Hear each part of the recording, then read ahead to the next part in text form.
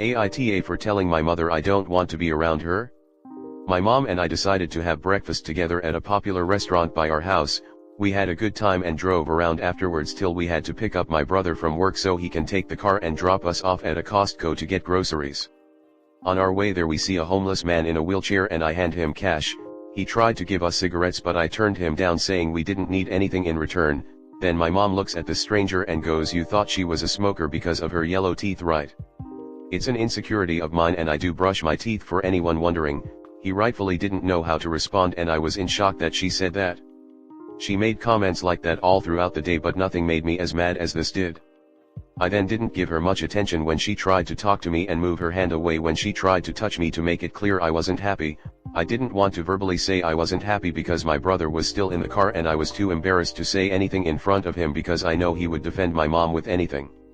We then get to the store and she was like, "You know I like to bully you," and laughed, so I just sped up and kept walking while still being close enough for her to see me.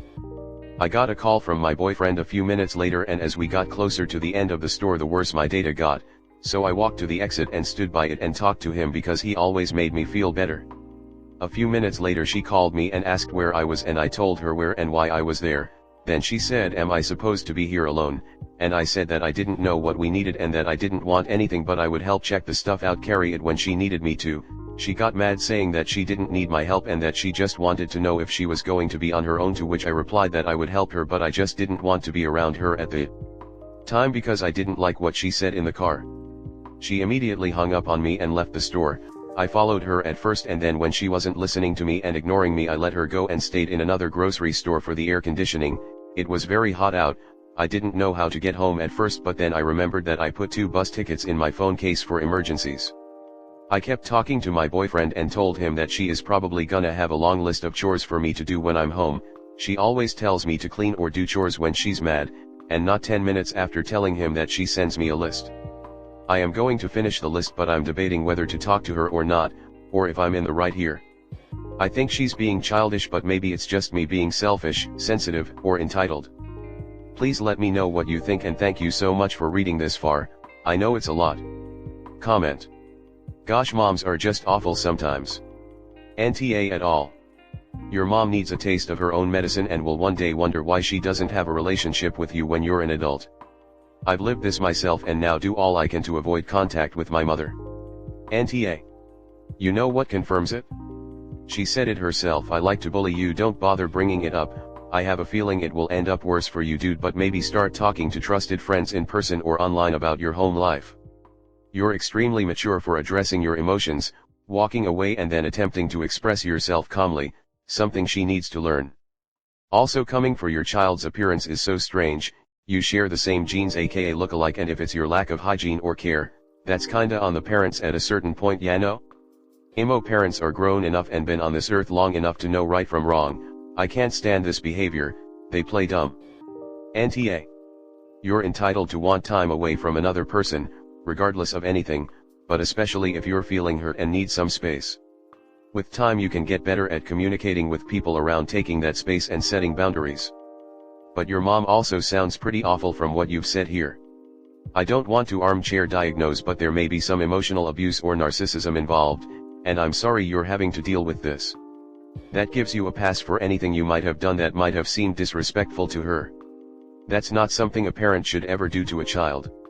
By moving away from her, you actually did the much more mature thing. Then she threw a tantrum, most likely because she knows what she did was wrong, but hates that it was you that called her out on her. Next story 2. AITA for getting my neighbors kicked out. About a year ago I purchased a ground floor flat and unfortunately the noise from upstairs is horrendous. I'm used to city living and have lived in flats with people above me for many years but haven't quite experienced noise like this. Context: when I viewed the flat there was a couple living in the 2-bed flat above. I did ask about noise and the previous owners said there had been no issues. By the time I moved in, the couple had moved out and a mother and her 3 teenagers replaced them. The noise seriously affects my sleep to the point where I need to wear earplugs every night, and sometimes even that isn't enough to drown them out. I don't have guests over because I know they will not have a decent night's sleep. I can hear them slamming doors and drawers, running up and down the hallway, jumping on their beds, arguing with each other, TV on blast to the point where I know what they are watching, the mother having loud FaceTime conversations while she is seemingly on the other side of the room to her phone? This sounds crazy, but I even hear them doing their washing up. They are so heavy-handed, it's bizarre. You should hear them when it's bedtime or the school run. It's like elephants trampolining. I've knocked on their door several times to explain the noise is disruptive. They are apologetic, but a big part of the problem is the mother doesn't acknowledge she's also part of the problem. She blames it on her kids and says, I try to tell them to keep it down, but at the end of the day they are teenagers, so of course they are going to make noise. She's now stopped answering her door to me. This summer over the holidays I reached breaking point. The teenagers being home constantly just meant I never got any respite, and I work from home, so it disrupted my work too. I decided to contact her landlord and offer to financially contribute to soundproofing on their end. Soundproofing ceilings is expensive and has minimal impact, better to soundproof floors. I also asked him to have a word about the noise, as coming from him they might actually listen. Well, while making my point I said it's not easy living under a family of 4. He seemed surprised at this, as said there is only 2 people on the tenancy. Turns out in his lease there's a maximum number of tenants which they are in breach of. It sounds like they could now be getting kicked out. I feel terrible about this, not for the woman but her kids who are in school locally. I have to admit, a small part of me is glad I don't have to deal with them anymore. Comment. She's broken the terms of the contract. In fact, she has double the number of people, and isn't being considerate of neighbors, and clearly doesn't have sufficient carpeting and makes noise herself. She is the one who's supposed to feel bad, not you. It is all 100% on her, entering a contract with her fingers crossed and expecting everyone else to look away. Yup. Common sense should have told her if she was going to violate the terms of her lease, then she needed to make sure not to rock the boat. Way to bring attention to yourself, lady.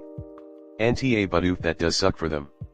They had the opportunity to keep it civil though, and they didn't. If I were their landlord, I'd prob be glad to know as well, since it doesn't sound like they're necessarily treating the space with care either. It turned out crappy for them, but maybe they'll learn to be better neighbors next time. You didn't get them kicked out, they did by breaking the rules as to how many people are supposed to be in the APT. Had they been quiet and respectful, and didn't bother you, the landlord may have never known. But their actions caused them to find out. My complex allows 2 adults in a 1BR. My downstairs neighbors have 3, 2 women, married, and I think, the adult son of one of them. But they are quiet, I never hear any noise from them, so I don't say anything. But if they were loud, and bothersome all the time, you can bet I would have complained to management. You offered a more than generous compromise to help reduce the unreasonable noise level from the upstairs tenants. You had no way of knowing that they were breaking the rules/terms of their lease. Reality is, knowing that they were breaking the rules, they should have been proactive in being model tenants so that the landlord did not find out. Nor is the landlord at fault whether it is his own rule or having more than 2 occupants breaks some type of code the tenants signed on for the lease with that condition. So, again, back to the tenants who broke the rules and were bad neighbors. This has been an ongoing issue for you, and you went a lot longer than I think most people would before you finally talked to the landlord. On top of that, you offered to financially contribute to a solution to fix the problem. She's the bad neighbor who also happens to be in breach of contract. Whatever happens to her is not your fault. You didn't do it maliciously, but please ignore the weirdos simply stating it's karma for her breaking the rules. Humanity seems to be optional within the subreddit. Feeling guilty is normal in such a situation. There are children involved regardless if they're tyrants or not, and for her to break the tenancy rules, there's clearly a reason for it. How long did they think they were going to get away with having 4 people when they had a 2-person lease? Not to mention the sheer racket they were making was bound to draw attention they didn't want while already breaking the lease restrictions. I mean, if you're already on thin ice, don't you lay low and try not to draw more eyes on yourself? A long time ago, a neighbor on my street had 2 dogs who constantly jumped the fence and came after me and my dog. They weren't vicious. But my dog was not a fan of this style of ambush play, which caused some scuffles which the neighbors never helped break up. I spoke to them several times. It was always waiting on the landlord's approval for fixes which ranged from a fence extension to electric shock devices at the top. I bit my tongue on a suggestion to maybe watch their dogs. One day I snapped. The asshats knocked me down and messed up my knee. I wasn't quite too kind when I knocked on the door. Their response, maybe you could walk at a different time, sent me over the edge. MT Vesuvius had nothing on the eruption of rage directed at them and their dumbass suggestion that I modify my behavior to make up for their piss-poor adulting skills. The next morning I set out to contact their landlord to explain the risk he was facing if these dogs caused serious injury. This was pre-internet, so it took 1/2 a day to accomplish. I didn't even get to the risk part. The landlord interrupted me and asked 2 dogs. It turned out that he wasn't keen on even 1 dog. But he did have his attorney modify a standard lease with specific limitations regarding pets. The tenants had broken pretty much all of them. The next day he slapped a notice to vacate due to lease violations on their door. I didn't feel even a little bit bad. There are certain boundaries that we all have to respect in order to have a peaceful environment. The list gets longer the closer you live to your neighbors.